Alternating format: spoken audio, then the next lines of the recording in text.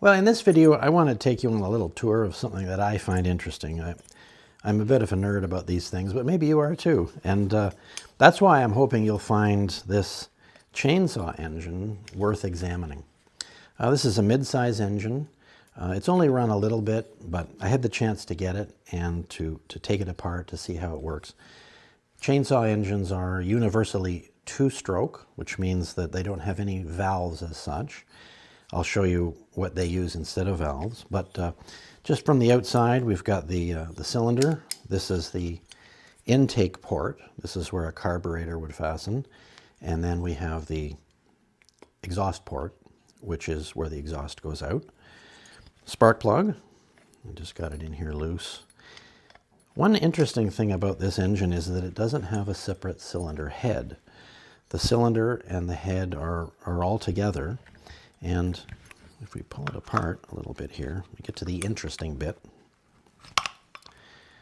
So this is the piston here, piston ring. It's that, where is it here? Yes, it's that ring in there. It expands and it seals the piston against the cylinder, which is this part here. The piston fits precisely in there, probably to within 2 or 3 1/1000ths of an inch. Very close fit. And the piston is connected to crankshaft, the connecting rod. That's what this is here. And the connecting rod's connected to the crankshaft. And so as the engine runs, the piston goes up and down in the cylinder. I'll show you that in a second. But it's all very precisely machined. And this is an engine from an Echo chainsaw. I run quite a number of Echo saws here at my place, and they all work quite well.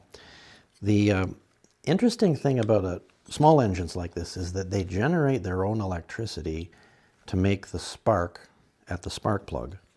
And that is what you see here. On the side of the cylinder, there's this thing here. It's called the magneto. And if you look here on the flywheel, there's these laminated pieces of steel. Well, when the engine is together like this, and this spins around, and it's adjusted properly, these sections of steel come very close to, but do not touch, the steel you see coming down here. And that close proximity and the motion combined together develops 20 or 30,000 volts of electricity. Now, the amperage is low, so something like this could never kill you, but it certainly can shock you, and it feels a lot like touching an electric livestock fence. But that high energy, that high voltage electricity will go through this wire and energize the spark plug, which will spark inside. The cylinder is pretty interesting looking too. Now, I said there's no valves on something like this. I got another cylinder head. This is from a much larger engine. This is from a 4-stroke engine, which of course has valves. So these, if you can see these open. I can push it a little bit with my hands. These open. They close by spring pressure, but then they open at just the right time to suck gas-air mixture in and exhaust out. And that's the way something like this works. But you can see this is much more complicated than the 2-stroke design. They get the same effect with these ports inside. And if you look here, there's a port that corresponds with the intake. That's it right in there. And then there's another port over here that leads to the exhaust. And instead of valves opening and closing to move gas in and push exhaust out, the piston covers and uncovers those ports. And that functions as a kind of a valve. And it works quite well. Now, all else being equal, 2-stroke engines are not as efficient and clean burning as the best 4-strokes, but they have some advantages which are huge. First of all, they're light and small. Second of all, they can work in any position. They can work upside down, on their side, it doesn't matter. You can't do that with a 4-stroke engine. And they're much simpler, and they're much lighter. Now, in that cylinder head that went on a 4-stroke engine, there'd have to be a reservoir of oil underneath, just like the oil in your car that needs to be changed. But a 2-stroke engine doesn't have oil in the crankcase.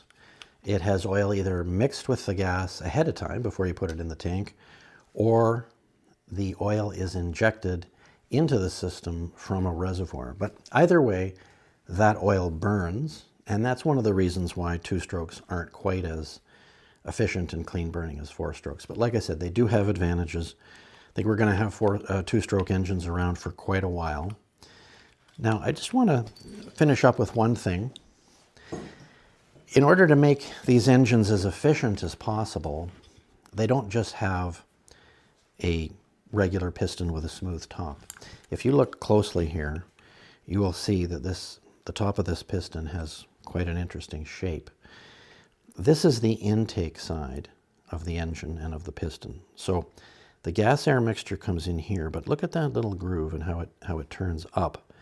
That causes the incoming flow of gas to rise and swirl and mix before combustion, and then when the piston is driven down by the expanding gases of the burning fuel, the exhaust port is uncovered and the exhaust shoots out that way. So a lot of little subtleties here, and they don't seem on the surface to matter much, but it's all a very finely tuned system. And 2-stroke engines have really gotten a lot more efficient, a lot more reliable, and a lot more long-lasting for reasons like this. So hope you found that interesting.